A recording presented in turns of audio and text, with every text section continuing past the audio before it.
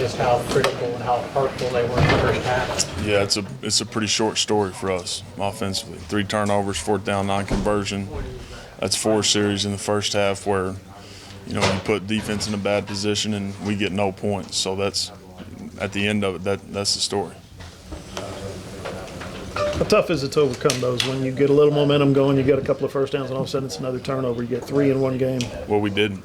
I mean, that's the reality of it. I mean, we're on the wrong end of this thing, again, because of those 4 possessions and how they ended. You look at the scoreboard, though, 3 turnovers, 3 interceptions in the first half. You guys are only down 3 and have opportunities, obviously, with the field goal and 4th down to be tied or ahead.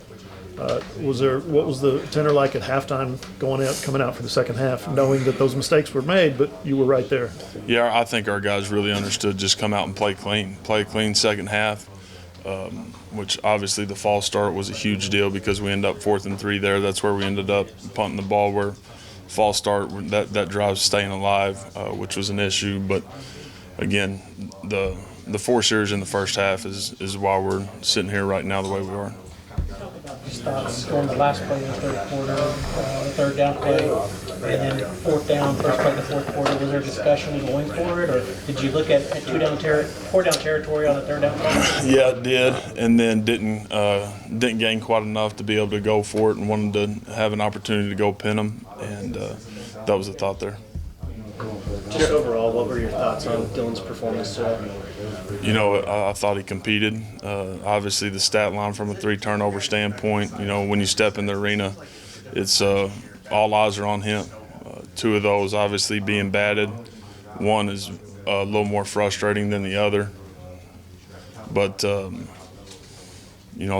he fought and really still gave us a chance there late in the game, trying to overcome those turnovers.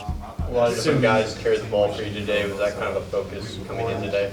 Yeah, just trying to make sure we're getting the right guys to football. Spreading it the way we can and making sure the right guys are touching it.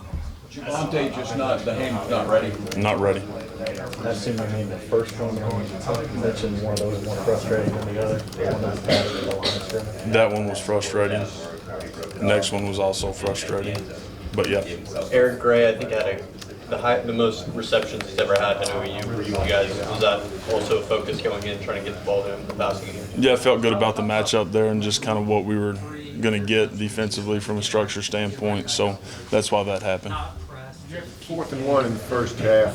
You're not necessarily, you're often a finesse offense. Was there any thought in your mind of not just running up the middle? Or No, not at all. So you generally like your guys in a tough 4th and 1, 4th and 2, 3rd? Absolutely. Looked like they were really. The offensive line was really good today. Did you have the same take? Felt like they played tough and strained and really had the right guys all day long.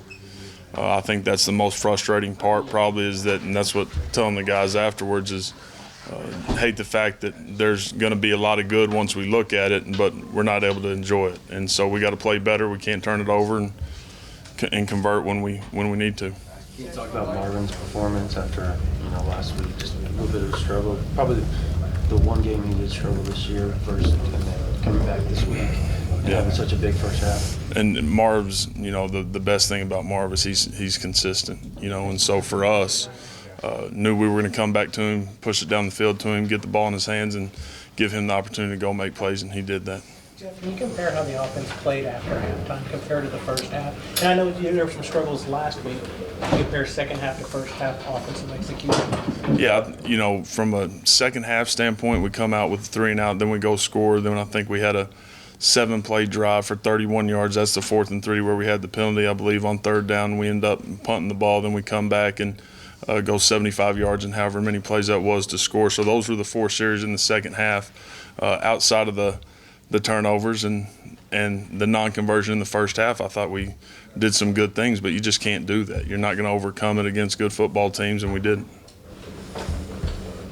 Anything else? Did you feel like there in the second half that you could take advantage of every opportunity just with the way that Baylor was running it and their ability to shorten the game there? Well, we had to take advantage of every opportunity because of the hole we dug, and that's, again, it's still going to come back to that. There's a lot of different ways to look at it, but really the reality of it is 3 turnovers in the first half and a 4th down non-conversion. That's 4 series where we get no points and put the D in a bad spot, and that's the football game.